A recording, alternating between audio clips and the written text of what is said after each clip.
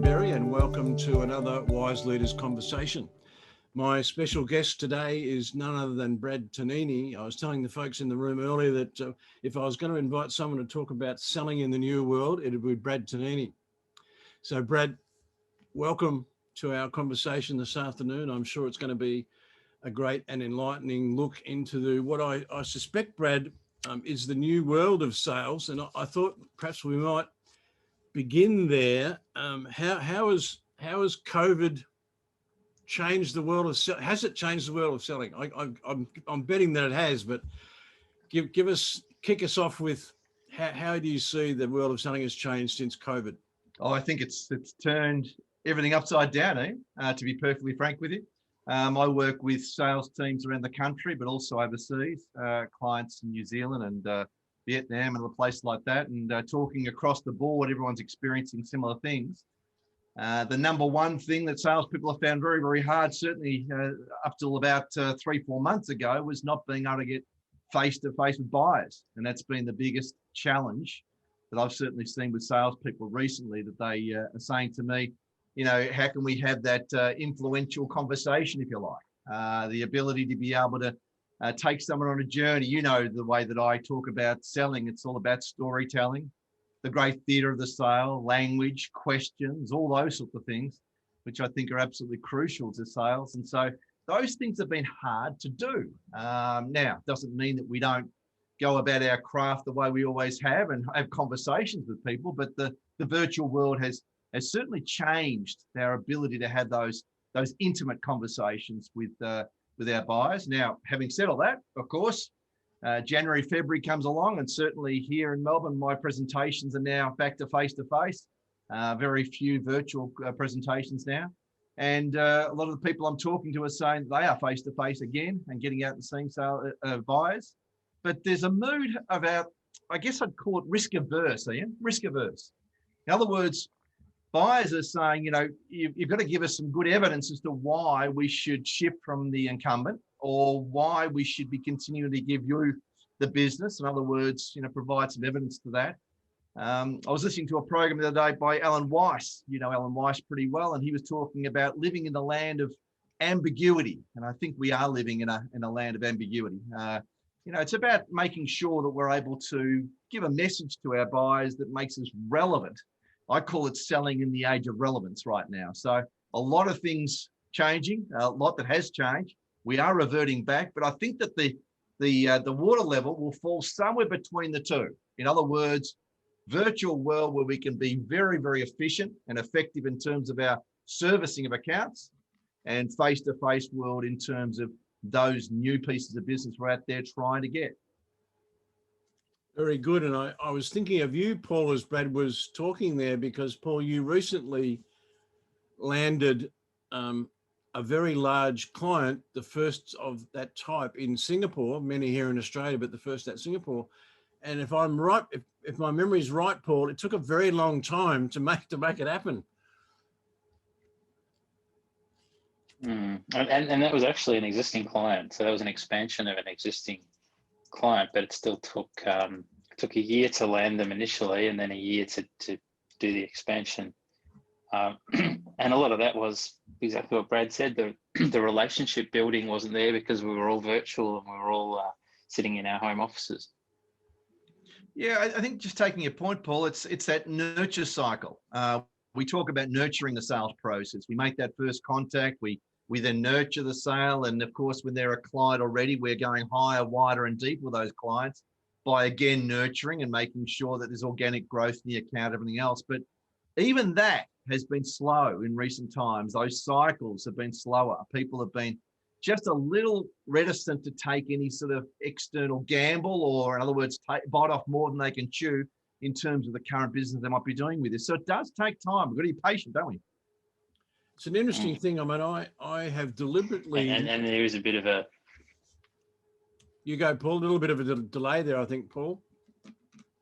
Oh, sorry. I was going to say there's an appetite out there from clients when you are having conversations during the last 12 months. How can we reduce what we're spending with you? Not how can we increase it? Yeah, which really comes down to people in business, salespeople and sales managers and leaders who I deal with, of course, is that, how do we provide a business case? How do we provide evidence to the fact that, we're worth that premium in the market? Because you're right, people will shop. And of course, with maybe a little less ability or appetite for risk, it's like, okay, show me how you've got a price justification model, if you like, that justifies the spend we're spending with you. I'd like to sort of explore, Brad, for a moment, because I know in my and case, we also found that another delay there, Paul. I'll make a pause so that we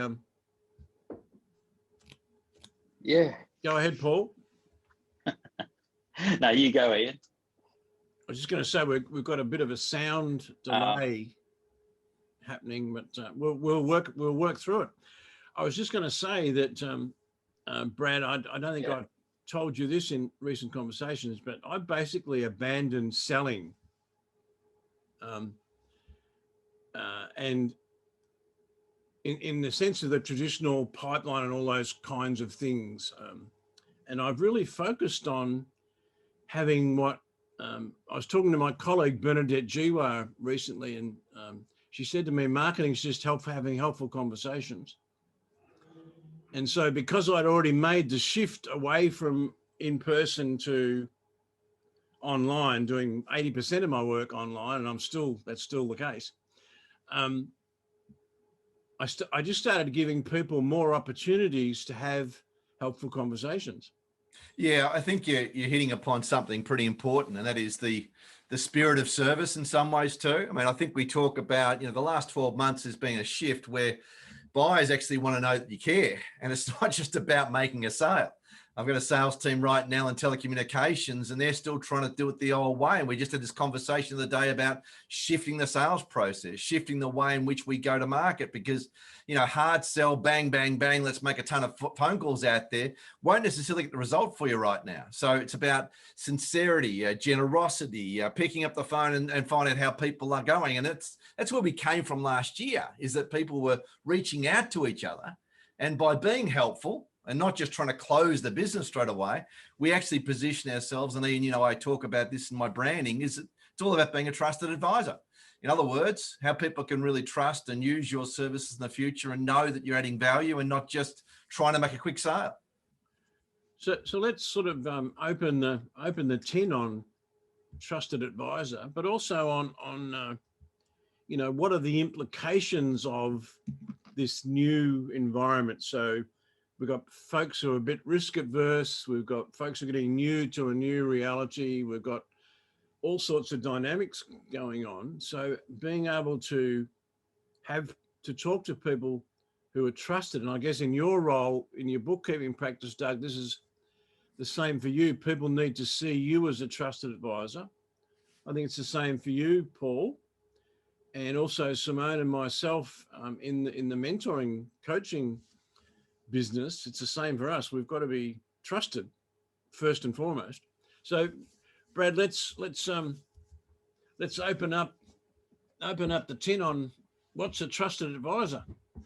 A trusted advisor, I think when I talk about being a trusted advisor for sales teams, especially, it's about selling strategically and selling our philosophy to business.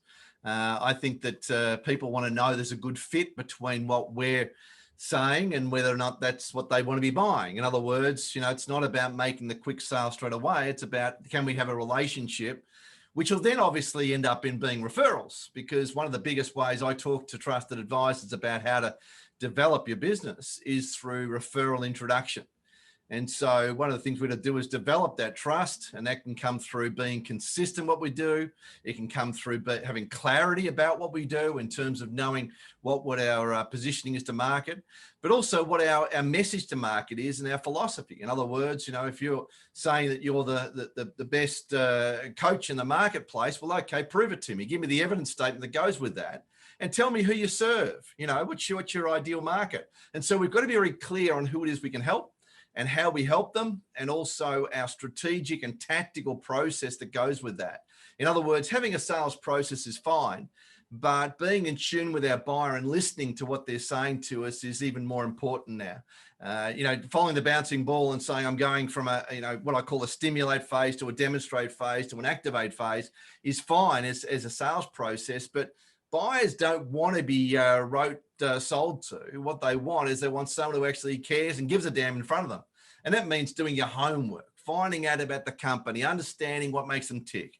I always say that, there's a minimum expectation that you'll go on and LinkedIn them. You'll find out, you'll go to their website, you'll do all those things. And that's what is the essence, Ian, of building trust, is that we actually do this work in advance. We turn up ready to go, and we're actually asking stimulating, intelligent questions right from the start.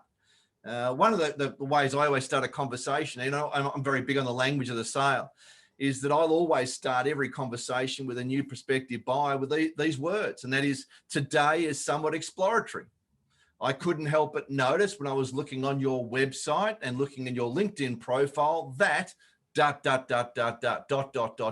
matter what I say after that, because essentially what I've done is I've said, hey, I give a damn about you. I've done some homework in advance, and it's exploratory in that you may be a good fit or you may not be a good fit for me, as I may not be for you. And then you start to lower the threshold of, hey, you're not here to sell me anything. And so once we do that, we develop ourselves as a trusted advisor right from the outset. I love the couldn't help but notice. Use the line, mate. I've been using it for about 15 years. It works for me. This whole idea of today, somewhat exploratory. I couldn't help but notice. And you know what the number one piece of feedback I get on that when I say to someone, I couldn't help but notice on your website when I was looking the other night. By the way, the other night is important because that says I actually work out of hours. But the other night is that the number one thing that buyers will say to me straight away, hey, what do you think of our website? What do you think there's any way we can improve? We're actually working on it right now. I'd love to get your feedback. They can't help but want to talk about themselves. I think that's one of the great secrets, isn't it? That everyone we speak to likes to talk about themselves, including ourselves. But what we've got to be careful of is that when we're in the conversation, that we're not talking about ourselves. And so those two questions are a great way to continue the conversation. Well, a trusted advisor, Ian, will basically work to about a 70-30 formula. And the 70-30 formula means 30% of your conversation's about you, 70% is asking questions of the person in front of you. Great salespeople that I see and I coach and work out in the field with get that. They understand that. But a lot of people just talk your head off. And the problem is that they're not asking questions to get the information to help to find out whether we're a good fit. Let me just press play and off I go. That's not selling to me. That's a very old way of selling. The trusted advisor method and the strategic way of selling is about finding out some really good piece of information by asking some really intelligent questions. And that's the reason why I start with that open question to start with. One of the phrases that I've loved to hear over the years, Brad, and you probably heard this as well, but when a prospective client says to me, you seem to know more about us than we do. Yeah. That's a good indication that the trust factor is emerging, isn't it? And of course, you can only do that by doing your homework, and especially if you're talking about making a reasonably good sale. If you're talking about making a 5 to 6 figure, and I know obviously some people I've worked in the past have been selling 7-figure sales, and so at that level, you're not going to be just banging away doing your sales calls. You're actually going to be thinking about every one of those sales calls as being a moment of truth. In other words, a golden moment in time that you may never get again. And so you better do the work. Now, if you get 60 minutes in front of one of those buyers, I would be saying to you, you should be doing at least 3 to 4 to 5 times that amount of work to be able to prepare in advance at that level.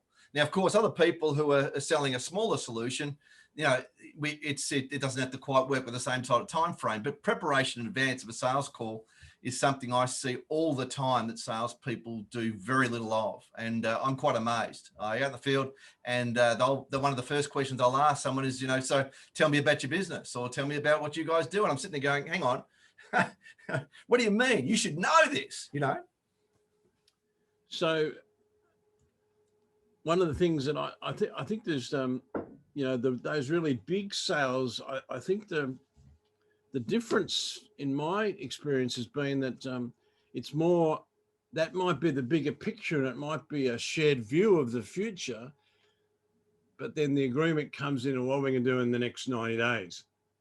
And if that goes well, then we, you know, we might continue the journey. Yeah, have we got agreement in principle, really? That's what we're trying to achieve, aren't we? And certainly as consultants, that's what we do, is we are trying to get an agreement in principle that says, okay, this is where we're moving to. So now I'll go away and put some ideas on paper, but they're not ideas that you haven't already heard. I've already done the agreement in principle, which means that when I actually come back to you, very rarely do I write any more than about a 2 or 3 page proposal. Very rarely. In fact, my favorite question, take this away with you, if you like, Ian, as well, is to ask the buyer right there and then, are you a 1-page proposal person or a 30-page proposal person?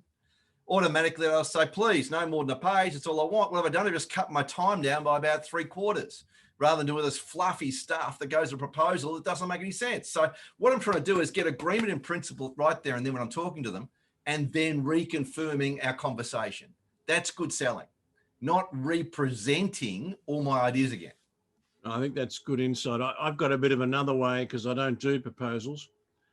And so I say to people, you know, look, I don't do proposals. I hope you weren't looking for one. What I want to do is put down a confirmation of our agreements. Would you like a 1-page or a whatever, same issue? Because I found that over the years that proposals just became like tenders. And I had an experience once where I put in a 148-page proposal only to discover that the buyer had already made up their minds who they were going to use and were using my IP to increase their leverage on the person that they'd chosen. Now, of course, let me play devil's advocate. Of course, that works for you in reverse, doesn't it? When you're the incumbent, chances are they're taking your specifications and all the work you've done, going out to the market to get their 3 quotes, and essentially will go back to you again. So it works both ways, but True. You're right. Essentially, True. You know, what are we having a conversation about? And I just wrote a piece on this only a couple of weeks ago, and that was, you know, are RFPs a waste of time? And, you know, writing things for, you know, request for proposal, request for quote, you may have to in your business do that. I choose not to. In my business, it's a waste of my time. I need to have a conversation with a meeting of the minds first, and then we talk about doing business together. But an RFP going out to training or consultants or people who do sales training, I steer clear them totally. But of course, everyone's going to be a different situation as to where they get their business from. I imagine, Doug, do you do proposals, Doug, or do you do confirmation of agreements? Paul, do you have to put out proposals? How does it, and Simone, how does it work? We do a confirmation. We do a combination of all three. The larger organisations, banks and big mining companies, insurance companies, they're all about the RFP. They love the RFP, but it's a gift when you get invited into a client and they simply want to have a conversation and say, "What can you do for us?" And have that confirmation of agreement. And I love that, Brad. To me, confirmation of agreement could be as simple as we agree that you have a problem that we might have a solution for before we even talk about price. Yeah, it's a great point, Paul, because you're really writing your email or writing your piece as a result of that meeting in a very assumptive manner, aren't you? You know, as agreed, as promised. You're talking about something you've already talked about, and just to put a little another little end to the conversation around that whole agreement thing is that I've always said that, you know, if I'm going to be talking to that person and having that conversation, it's a good piece of business. My minimum requirement is that I will get face to face with them again, or in the virtual world, if you like Zoom, to actually go through my proposal. So I don't email anyone a proposal without a conversation right there and then about the proposal right in front of them. Yeah, I think that's a good move. How does it work for you, Doug? Do you do proposals? Well, what I do is generally, if somebody calls me and is interested in my bookkeeping service, I say to them, look, you know, before we do this, let's meet face to face and talk about it, you know, because that way I think you get a much better picture of the person and what they're looking for and all that sort of thing. You know, I don't know if it's a bit old school or whatever, you know, but I always like to meet the person before I start working for them and stuff like that. I find it, I get better results that way, you know, like if there's, you know, if somebody's calling up 3 or 4 bookkeepers to get an idea and that, I say, oh, let's have a catch up in person. And, you know, I think I generally tend to get the jobs that way because it's sort of catching up in person. I think we'd all agree. So I don't know, Simone, whether you're able to join us at the moment. Not there at the moment. Now, Paul, you were on a delayed chain again back there. So, hey, Simone. I've just made an audio adjustment. Does that help? It sounded like, yeah, I could see your lips moving, but I didn't hear you till a bit later. So I think we've got that now. So Simone, what's resonating for you so far? Yeah, one of the things that I do is a sort of like a confirmation email and call, and that's kind of where I go. I actually start giving the service before they've confirmed, because my view is that every conversation is of value. So I give value within that conversation, and usually that's how I can convert people, because they've just gone, oh, if you've just asked me this or done this, what will you do if I do sign up as such? Yeah, it's a good point, isn't it? Rather than actually people subscribing to the idea that we hold back all our best stuff and leave it down the track. No point to that. Let's actually impress people right from the word go. So there's a lot of skills here, Brad, that we're touching on here. We've got to write. We've got to be able to write well. We've got to be able to speak well. We've got to be able to think well. We've got to come up with questions. We've got to build trust. We've got to have relationship building skills. I mean, there must be. I was thinking the other day, you know, do I need to reskill myself in some of these areas? I guess that's a question or something you're covering with some of your clients. Yeah, well, it's actually part of the book, Ian. Oh, is it? I won't sell like crazy my book, but I'll just say to you that in terms of retooling and reskilling, these are the questions I'm asking. You know, do you have a good message of uniqueness to market, and is it still relevant? Are you relevant to your buyer in terms of the packages and offerings you have? Because maybe they need to change. Do you have a script that can be flexible to change in terms of your conversation with the buyer? How about process visuals? I'm really big on process visuals. In other words, you know, the ability to be able to go up in front of a buyer and just draw something. Now, I'll just take this totally off screen for a moment, mate, and just have a bit of play with this for a second. Yeah. But if I'm talking to a buyer, I will invariably draw them something. So I'll say something like, you know, my trusted advisor philosophy is all about, you know, how we sell in a strategic way. I think you can see that. Yep. Very, very simply, I'll talk about salespeople having to have great attitude and energy. And so I'll draw that on their whiteboard. And then I'll say something like, you know, they need to be good at operational selling skills. This is if I'm talking to a sales team or a sales manager or a business owner. So you get excuse the fact that it's so rough, but I just thought I'd just do this off the bat with you. You know, tactical selling skills. And then I'll talk about strategic selling skills. And I'll put down the bottom here that these are sales professionals down the bottom. And as we go up to the top, you become a trusted advisor. So I'm drawing them a picture. Now, it doesn't matter what I put up here right now. It's really the idea behind it. If I'm sitting in front of a buyer, I want to show them a piece of my world. I want to show them the way I think. And as service providers, I think this is the key to the way in which we engage our buyer, is we actually go to their flip chart or their whiteboard or even on the back of an envelope, if you like, but give them a piece of your IP where they go, you get me. That's me right there. Or that's me right there. Or our sales team don't know how to do this.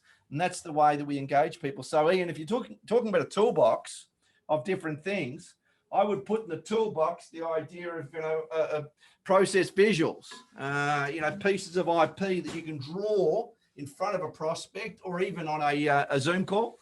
that enables people to see what you're all about.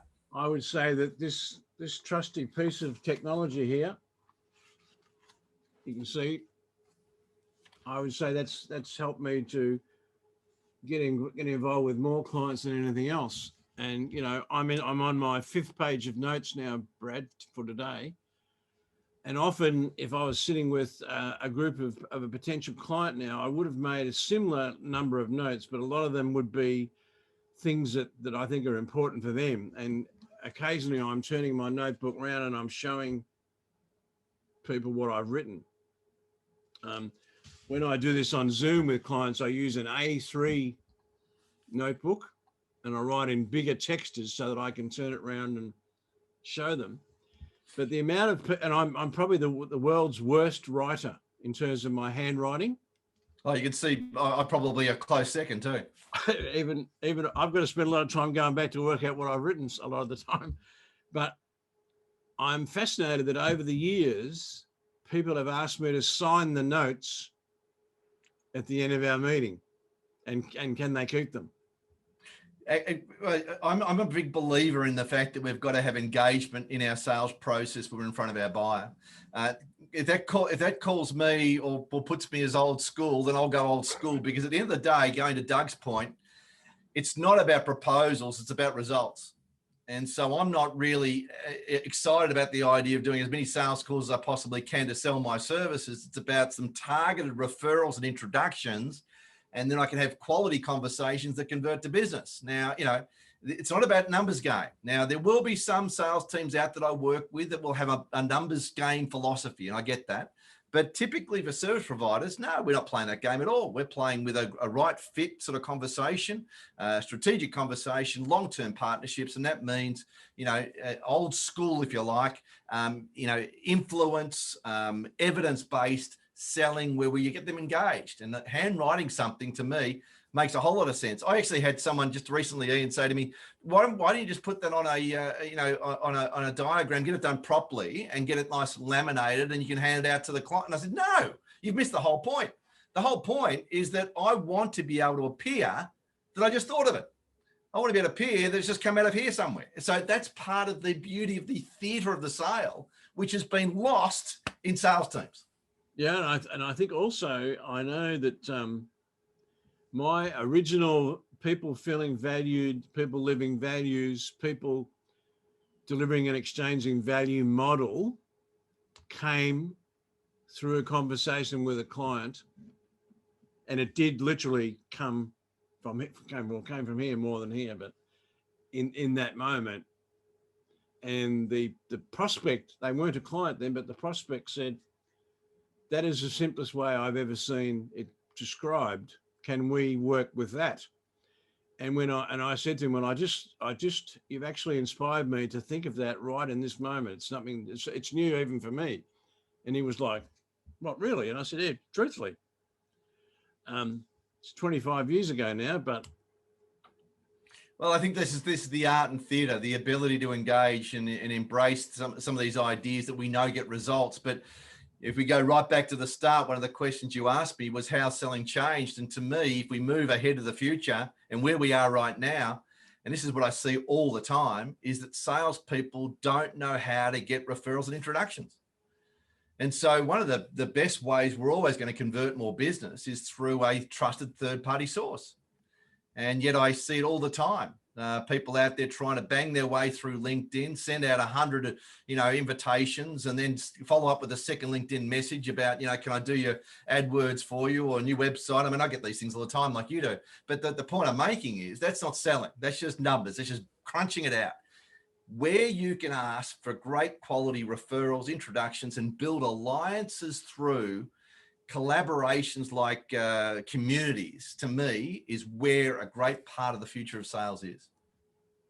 I would agree 100%. So let's perhaps open up Brad, tin on that one, Paul. Yeah, I'd love to explore that further, because I don't believe there's any value in spamming people on LinkedIn and sending hundreds, thousands of emails to people you've never met. Is there any value? Because business, we've been very lucky. We've been successful. We've grown organically through referrals and recommendations, but there's now pressure from above to start doing this spamming out to grow the pipeline, so to speak. Personally, I don't agree with it at all. I don't think it works. I couldn't tell you one piece of business that's brought us. So what's your thought on that, Brad? Is there any value at all in that kind of bombardment? Because I like everyone, I get bombarded with these emails all day and I just sit there and hit delete, delete, delete. I don't even open them. Where the value comes, Paul, in your own email database and your LinkedIn, if you like. And I'm not really big on Facebook. I never have been. I don't think I ever will be, because I get sick and tired of seeing, new kittens eating brand new cat food or some rubbish. So I can't be bothered with all that. But the serious business medium is obviously LinkedIn, but it is being overused now in a big way. Here's what I do, and here's what my clients do. They use LinkedIn and their email databases for content distribution and to engage people in some of the things they're doing, examples of clients, projects we've been working on that have general interest to people who may follow you. But this whole braggadocious stuff around how wonderful I am, and and then the spamming out, you're talking to the wrong guy. I've never done that. I've been in sales for 35 years, and I've never had a need to. And to me, if we can teach salespeople, and as you just mentioned, referrals and introductions, if we can teach salespeople and businesses with a strong sales culture to develop scripting around referrals and asking for introductions and building communities and alliances, to me, that will always outstrip anything you do on banging out a ton of emails or a ton of LinkedIn out there. So the point I'm making is that most salespeople don't know how to do it. So if I say to sales, as I do with my monthly breakfast, if I have my salespeople in the room, I'll make it 30, 35 salespeople in the morning. I'll ask them how many of them get regular referrals. Very few hands go up. And then I say, hey, has anyone got an approach as to how you go about asking for referrals? And it's really slapdash. There's no script to it. There's no way of asking, and people feel, clammy in the hands and dry in the throat, and they don't know how to ask. So if we can develop the scripting around that. What are your key points on asking for a referral? Sorry, Paul, I didn't catch it. I was saying, what are your key thoughts on the way to ask for referrals then? Okay, here's some quick ideas for you. Number one is that I put on every email that goes out the door on the bottom of my sign-off, P.S., don't keep me a secret.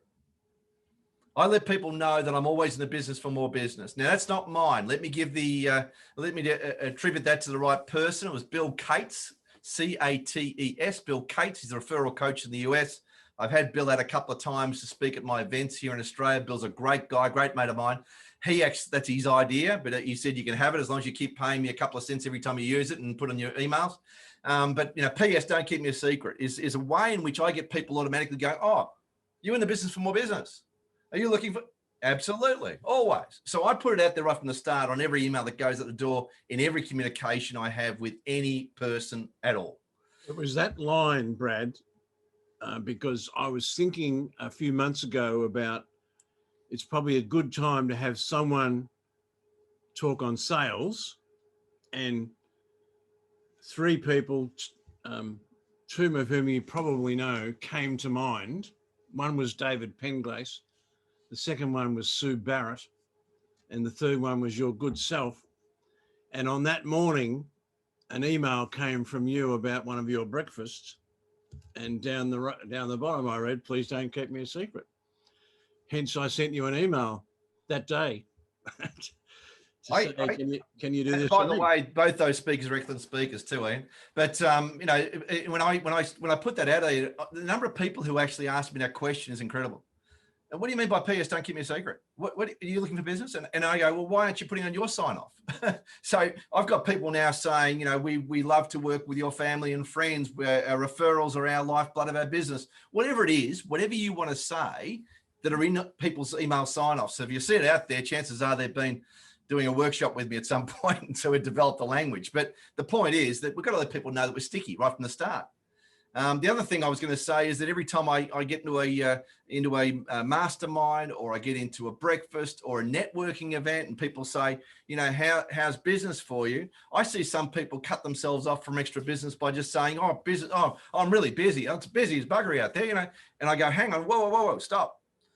The way we have to say, the way we have to answer that question has to be, you know, business is fantastic, but I always have room for more.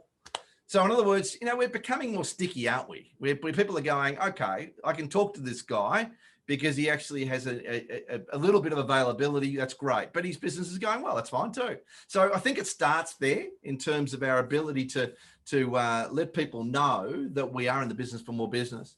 The other thing I was going to just comment on, Paul, was that, you know, a bit of scripting around your introduction email, where you actually think about the way you want to write an introduction email that would go to a client that could then send it on your behalf to one of their clients. I do a bit of work on that too, where I script that up. In other words, to get the person really getting clever with their words in terms of how they would then pass that on to a client and say, hey, I'm in the market for certainly new clients and people that you might know. Here is an email that you may want to tweak or whatever else, but I find that this actually gets a response. And all that does is like a CC that, you know, everyone's CC'd in. And once you get that introduction email through to the person and they respond and say, hey, thanks for the introduction. This only happened to me 2 weeks ago, by the way, by someone who actually introduced me to someone else. Is that automatically you're 2 steps of the way down the track of selling, aren't you? Because that person feels obliged to have a conversation with you. So the introduction email, I think, is another key piece of the toolkit. So we've got a need for upskilling, reskilling, new skills in the asking for referrals and introductions, the visual process, a bit of theatre. What are some of the other skills that we might need to upskill on? Well, I think one of the biggest things I'm seeing right now is that businesses that don't see selling as being an all of enterprise responsibility are leaving sales at the door. There's no doubt about that. Now, of course, we go up and have a quick chat with our financial controller or the person who's packing the product in the warehouse and say, you're in the business of sales. Chances are they'll go and hide under the table straight away and go, no, I don't sell anything. But the point I'm making here is that we need to be sticky like a trusted single enterprise. And what I mean by a trusted single enterprise is when we are all on the same page and we have a strong selling culture throughout a business, but we all understand that unless a sale's made, none of us get paid. Now, you know, that's probably the biggest piece of my work right now, is actually talking to companies about A, their sales culture, and B, about creating a trusted single enterprise. Give you a quick example, working with a truck dealership, number of truck dealerships I've worked with over the last 6 years and around the country. And one of the things we see is there's a lot of silo thinking. Sales don't talk to parts, parts don't talk to service, service don't talk to parts. You can understand what happens. It's all siloed with profit centers. So what I do is I stand in the middle of all that and I say, right, let's get representatives from each of those areas in the room, and I run a half day and I go, let's now start talking. The number one thing that I find that actually changes the culture, changes the way in which we get sticky out there, is to actually get people to start talking. What their hang-ups are, what their issues are. Oh, yeah, we don't trust sales. Sales just make all these promises. Oh, service, you always let our customers down. You know, I get a customer in the front door and all you do is stuff them up. Hey, parts, get a personality. When you're talking to the people at the counter, can you make sure you actually have a bit of energy to you? If we can develop a trusted single enterprise, you create a range of new opportunities. Now, let's face it, and many, many years ago, I was working with John Deere in agricultural sales, and the service guys, the service techs who went at the farms, they're the people who would be, you know, open arms, big hug from the farmer as soon as you walk in. The sales guy out in the tractor, out in the field, I'm not going back till later on this afternoon. He's trying to flog me something. So the point I'm making is the service and parts people in that model have an enormous opportunity to sell the business, to look for opportunities, organic growth, all those things. And yet enterprises are not fully utilized to be able to use those situations to increase the overall spend of a customer. I think the same thing applies too, Brad. I'm sure you'd agree with those of us like myself, yourself, Doug, Simone, when we're on our own, there are other pieces of our culture that we need to have in alignment, like the website, like the business card, like the book cover, like what all of everything that we put out there needs to be in alignment in the same way. Congruence, isn't it? Congruence. There's got to be congruence, otherwise, people are not going to think that we're trusted. I think it used to be like, no, trust, buy, advocate used to be the cycle. I'm sure it hasn't changed much, really. Yeah. And these things are about helping people to, first of all, like us. That's when we know there's a fit. Then it leads to understanding us, knowing us, and so on. And I mean, my father was a massive influence on me, and he was one of the greatest salespeople I've ever met, and passed away about 8 years ago. But he used to say at the breakfast table all the time, treat people how you want to be treated. I mean, it just sounds too basic, doesn't it?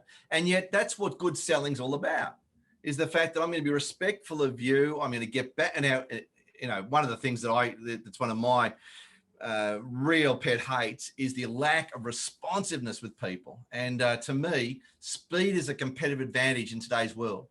Your ability to turn things around quickly, to get back in contact with that buyer, even if you don't have all the answers, but to at least jump on the phone or the Zoom to them and say, hey, I promise I'd get back to you at 4. I'm here. Let's go. Let's have a conversation about this. You make a promise, you walk your talk. You do what you say you will. They're all the old lessons I got taught at 15 years of age across the breakfast table. And it's never deviated from that. Selling will never be anything, more complicated than that. Just make sure that you're doing what you say you'll do.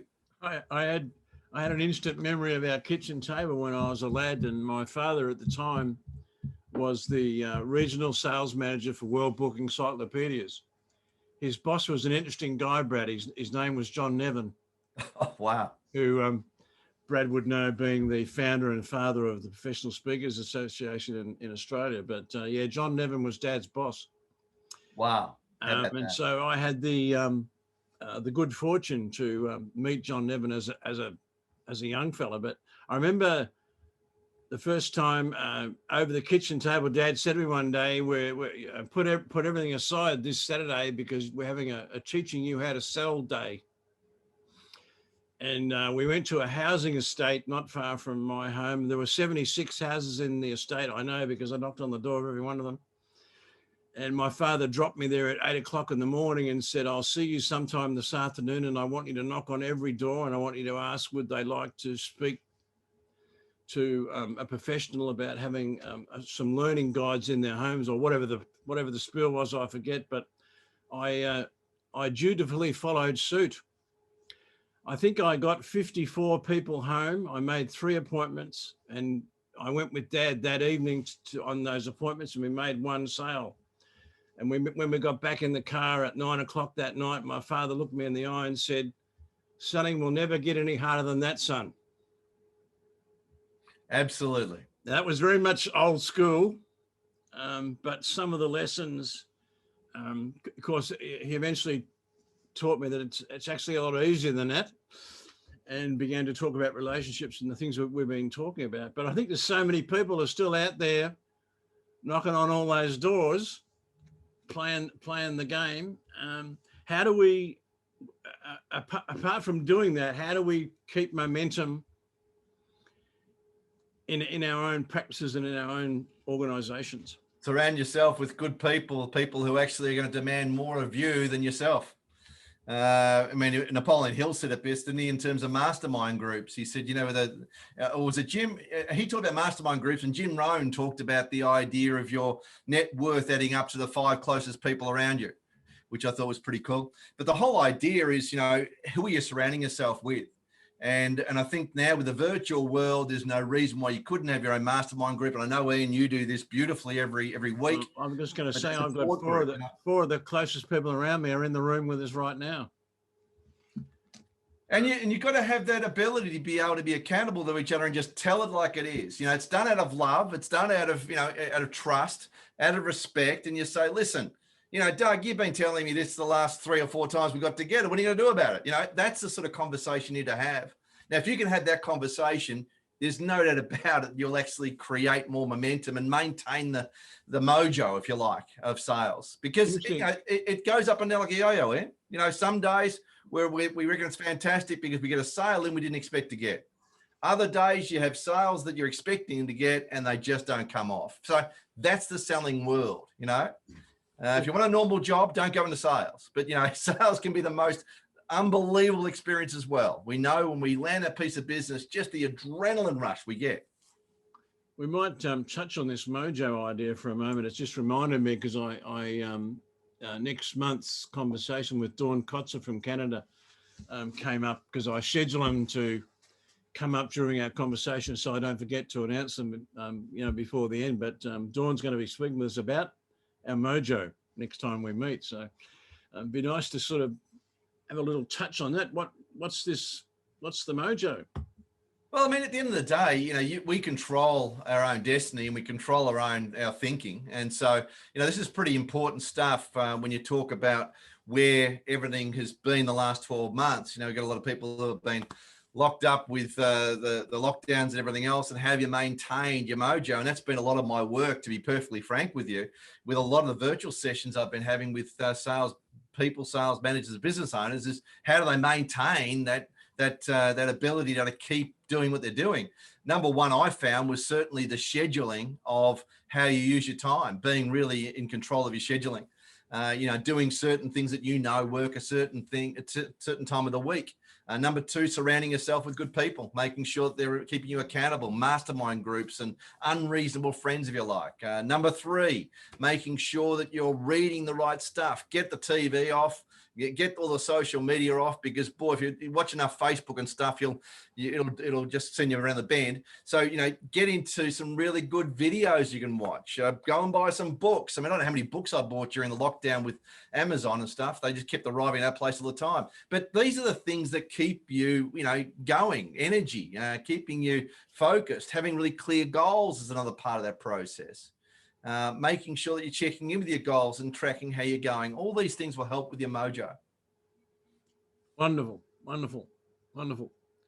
So a lot of takeaways here, Paul, Simone, and Doug. I wonder what they've been so far for you. First, we'll start with you, Doug. I've seen you've been writing furiously, so give us a top takeaway, Doug. Well, I guess the question I was going to ask, and would have asked later on, what the hell is a mojo? Is it? I'm not quite sure, you know, what that means. It's a positive feeling about things. It's your ability to maintain your presence and your awareness and your goals in front of you. It's your ability to be able to maintain a level of energy with what you're doing, being very positive about where you're going, those sort of things. All those things would describe mojo. Self-belief might be another way to talk about it. Always having good energy, we know, would be another way. We had a conversation with Simone a few months ago, Brad, about getting past our limiting beliefs. Yeah, it's amazing also as salespeople, Ian, how they don't get themselves in the mindset of having great energy and attitude every time they go in to have a sales call or on a virtual call. You know, I think to myself, you know, there's no way I'd buy from you as long as my bum points south. You know, some of these people are just not energetic. They're not passionate. They're not mad keen about what they're selling, nor are they proud of the business they represent. Now, those sort of qualities are magnetic. People love people like that. They're likable people. And so to me, energy and pride and you're right, self-limiting beliefs is a big part of that too. We can achieve so much more than what we think we can, but those things make a massive difference to our ability to be attractive to the market. One of the things I learned off my father and off John Nevin, and was subsequently a lesson that I relearned off many of my mentors, but it was in the car before the appointment is the magic moment. It's getting yourself fully in alignment with the person that you're about to go and speak to, and to really tune into your own and their energy.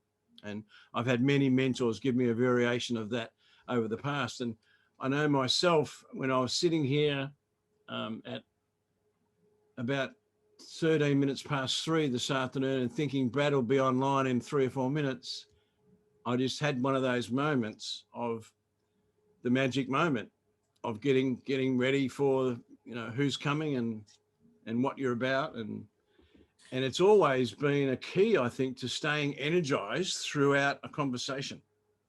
So that's Yeah.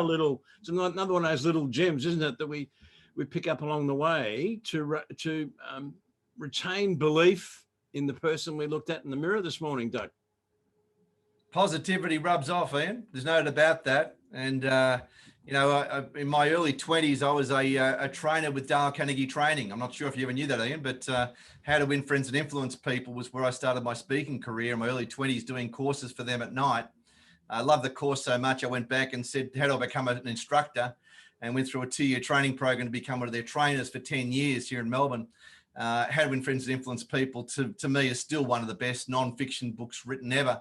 And my mentor during that program said to me, you know, before you instruct the night's course, because each course module was 3.5 hours at night. It started at 6:30. The class would come in about 5:45, and they'd stand around and have a cup of tea, and then we'd start at 6:30 sharp. We'd finish at 10 o'clock sharp. By the way, you were never late, because if you were late, they'd report you back to New York and tell them that you were late. So that's another story, but it was so precise in terms of what we were doing. But my mentor said to me, he said, when you are getting ready for that course, that module that night, he said, stand in front of that wall and just give your best of what you're going to talk about for those 3.5 hours in front of that wall. And of course, we had these little bits that we would get, little cameos that we would present on the night.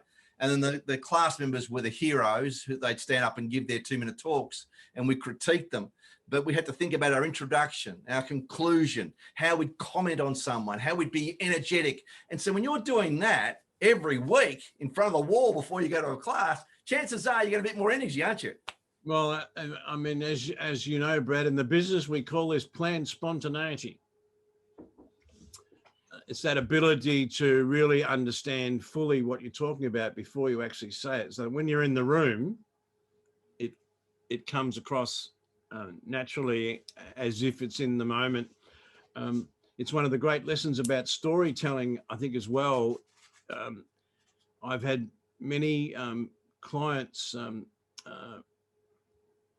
want the same story that they heard last time, for the simple reason is that there are people in the room who haven't heard it before, but always good to hear it again. Some people have said, and I learned that the hard way.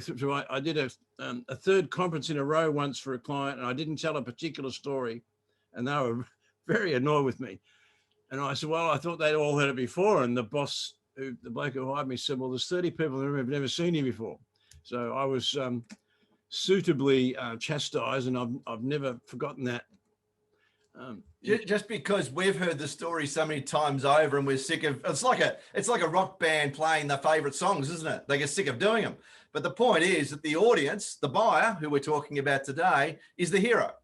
And at the end of the day, if you've got a story that really resonates with people, and I talk about this in sales teams where I say create company stories. In other words, examples of happy clients that you can all use as market research and put into your sales presentations.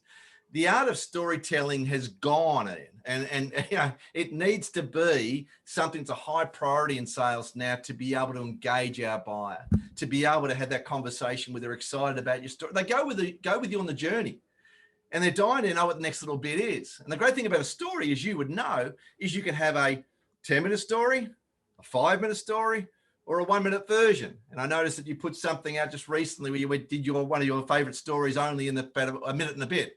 And that, to me, showed your professionalism, your ability to be able to craft that story inside a time frame. That's what they call vignettes. Lou Heckler calls them vignettes from the States, a speaking coach for anyone who doesn't know Lou Heckler. But, you know, that storytelling, the ability, it was all part of engagement. I think it was harder to do that 1 minute, Brad, than it was to do the 9-minute version, which is the normal version. But it's all about practicing the craft, isn't it? Which is really an underline of everything we've been talking about. It's really being practiced, rehearsed, and drilled, as someone used to say. Paul, what's been the top takeaways?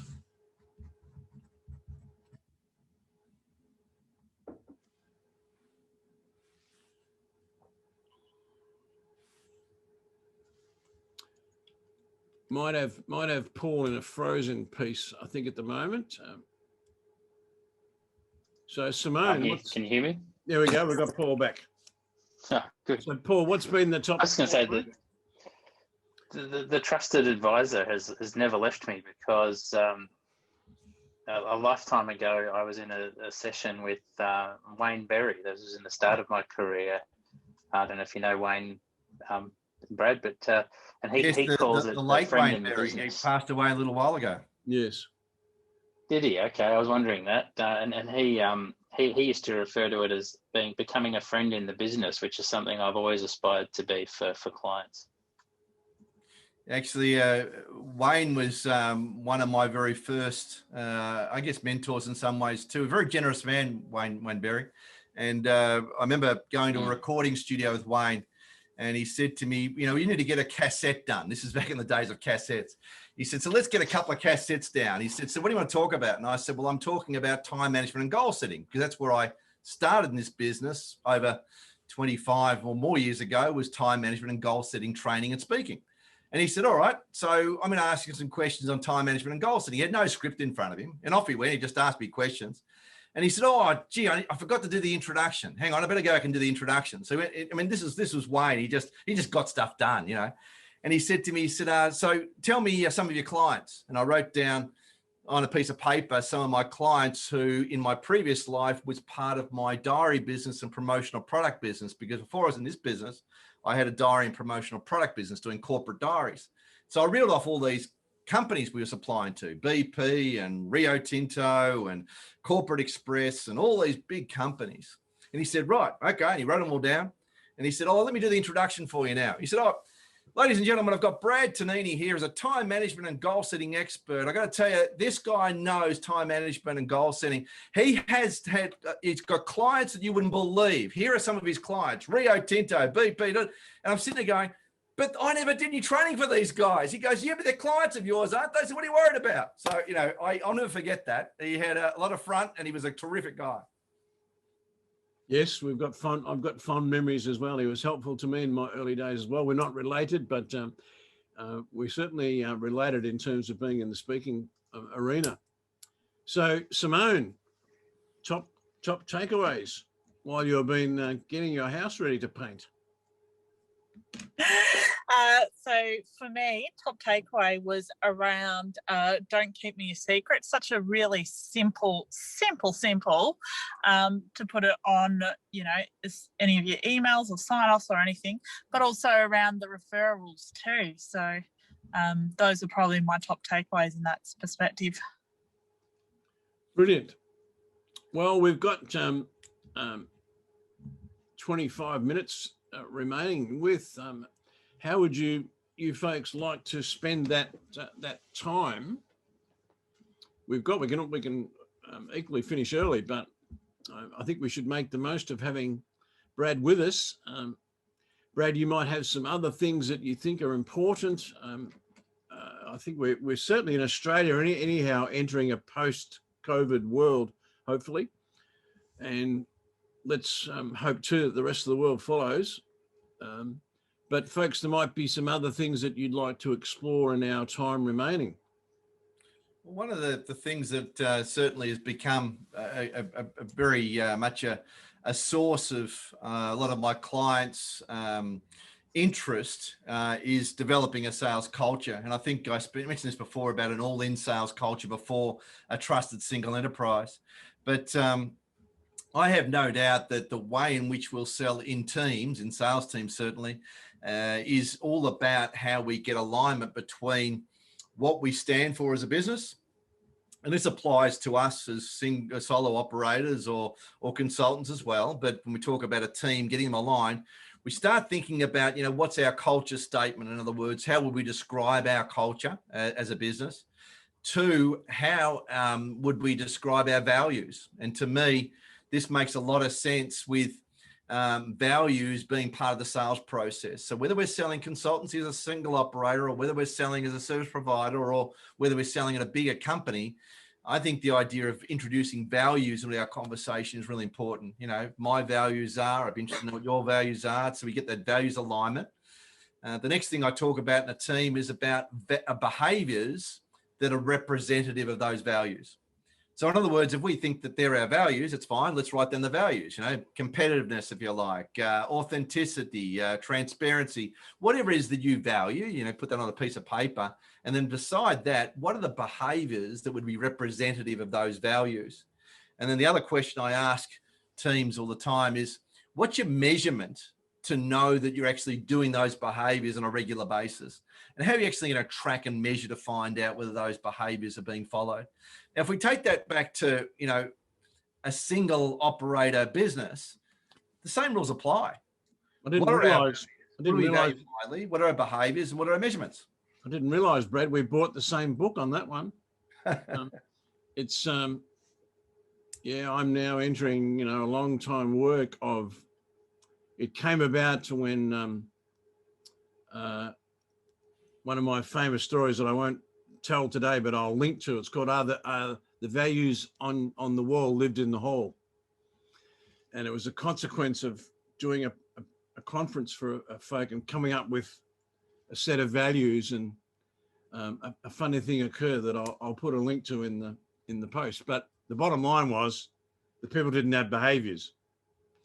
And from that moment on, my work shifted from not just having words, but to help people to create behaviors for the words, exactly as you said, the word on one side and the behavior on the other. And then to work out how do we, and in my language, it's how do we hold people to account for those behaviors? Yep. And I think those things really, I would suggest, when we know what the value is and we've turned it into a virtue because it's now a behavior, and we're using those behaviors to hold people to account, what you've got then is a culture. Because it used to be culture's the way we do things around here, which I think is part of the story, but more culture is about the way we behave around here. And isn't it powerful, Ian, when you actually get people in a room discussing values and behaviors as a team? In other words, they actually are all buying into it, and they then agree to those behaviors. All of a sudden, the leader, the sales leader, the business owner, whoever the leader is, the leader doesn't have to do all the heavy lifting, because at the end of the day, they've now been established. Yeah. All they need to do is to make sure that we keep accountable to those things. But boy, it's powerful in terms of my world with salespeople. Very powerful. And I think it's also powerful in our own world when it's just us. It's knowing what are our actual values and what are our behaviors. And I know when I'm in front of a prospect and I'm doodling in the notebook, I think pretty much, I would say 7 times out of 10, I've drawn those 2 columns. What are your values? And often it's integrity's at the top of the list, or honesty, or something like that.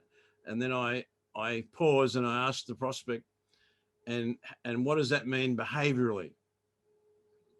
And pretty much every time there's no answer. And so then it's, what do you think it would mean? And you write down a behavior, and that's when the conversation becomes immediately helpful, because straight away most people realize that this is the rubber hitting the road. So we keep people accountable inside the team, but then this loops back to your first question. What's changed about selling? To me, that's part of what changes about selling, is that we are now selling on values. We're selling on things like giving a damn about people, following up, do what you say you will, reaching out to people, nurturing the sale. And Paul mentioned this before in terms of the length of time that might take, being patient with the sale, building referrals, introductions, alliances, and communities. That's all what's changed about selling. And all the things you underpinned before, Ian, when you're making a list around, theatre and language and storytelling, absolutely. That's all part of the way we will sell in the future. And it's not about, as we said, Paul, banging out stuff on the email and just spamming everyone. I think that good salespeople know where to spend their time. All right, Paul or Doug, anything else that you'd like to? Yeah, my question is, how do we get in front of a prospect or something like that? Now, gained nearly all of my clients through advertising in a community newspaper that used to get delivered twice a week. We used to have one on Wednesdays and one on Fridays.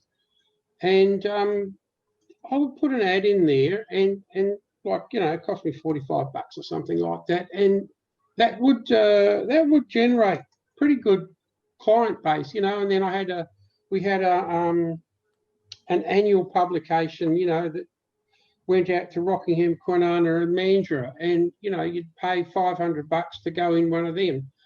And that kind of marketing worked a treat for me up until about 2012, when I had way too many customers.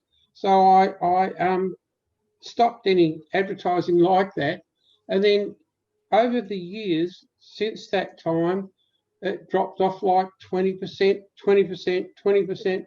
So at the moment, it's pretty not so good. So what I'm wanting to know is there a way to build that? You know, do we use Facebook, LinkedIn, Google ads, or any of those things? You know, how do we get in front of a prospect in the first place? Well, I would imagine that, Doug, the local paper you spoke about probably still isn't being printed, or it's pretty close to not being printed anymore. Well, that's right. I haven't had one delivered for years. Yeah, I mean, I know there's been a lot of those local papers that have been shut down. You're right. The equivalent to that would be Facebook ads, LinkedIn ads, Google Words, AdWords, all those new mechanisms. But I'm not so sure that that's the path you should go down, given where you're at and given what your business is all about. I would have thought certainly that developing alliances and communities and a group where you're actually all helping each other in aligned businesses. There must be an ability locally to be able to develop a business group, a business referral group, a business, you know, catch-up coffee group, if you like, for the sort of thing you're talking about and the local need for what you do. I think there's power still in that, where you're actually looking out for each other and helping to cross-refer to each other all the time. There's a section, Doug, in a book that's it might have landed at your home. Yet my book, Heart Leadership, that I sent you recently, it might have. Has it arrived yet? I got it just yesterday. Okay, well, there you go. So perfect timing, because in the book there's a section on, it's called Performance Partners, and I think this is what Brad's, you know, kind of alluding to. One performance partner for you, Doug, I would have thought for absolute certainty would be an accounting firm who outsources bookkeeping work. Who are they? That would be something to think about. But who else in your community? I think, Brad, is it BNI, the referral? I don't know much about them, but they might be. Yeah, and BNI is not for everyone, Ian. No. BNI, you know, in businesses that are of a certain size, I would never recommend people to go into BNI just for the sake of going into it. I think, though, in Doug's case, with what you're talking about, Doug, locally, you do all the work yourself, you've been in the business for a long time. To me, a BNI type model might just work. A networking group, an association come community-based business group. That might work in your business, but it's not going to work in every business, because essentially the businesses are typically quite small that are actually in BNI. We have a local one around my neighbourhood. It's called Bob, you know, Business on the Ballerina. It's just a bunch of local people who meet to help one another. I'm sure there'd be something like that, if not a BNI, something of similar thing, Doug. So I think there are a couple of things. Is who do you build relationships with that end up with a referral? Because if someone refers you to someone that they trust, then that's the game almost there, because you're already going to someone who already trusts you because they trust the person that referred you. Well, we have our Bayside group, I think, has 300 people come to a breakfast, Bayside community breakfast.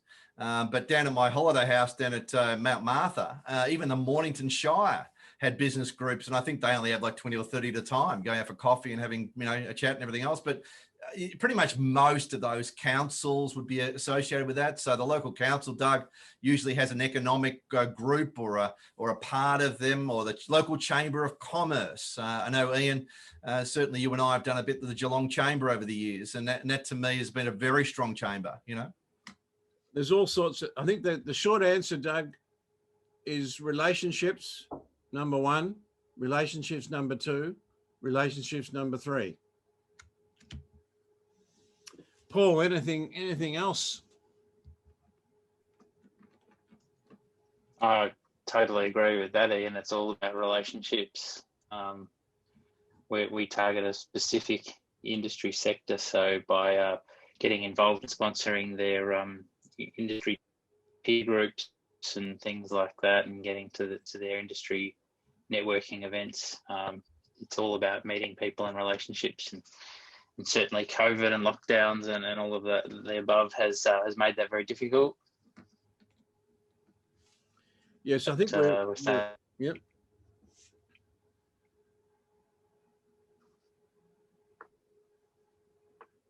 We've got you frozen again at the moment, Paul, I think, from my end.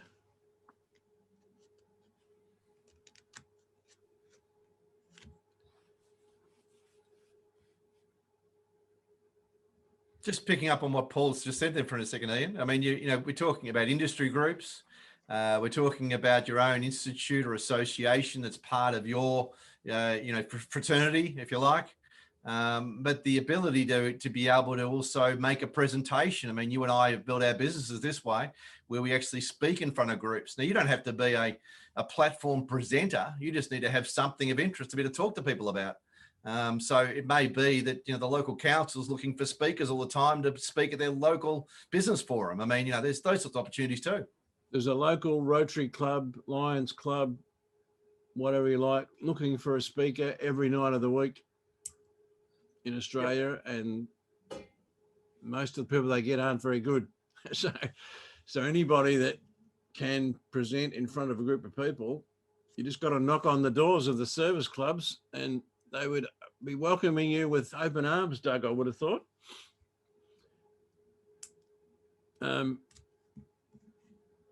All right, Paul, we see if we got you back there.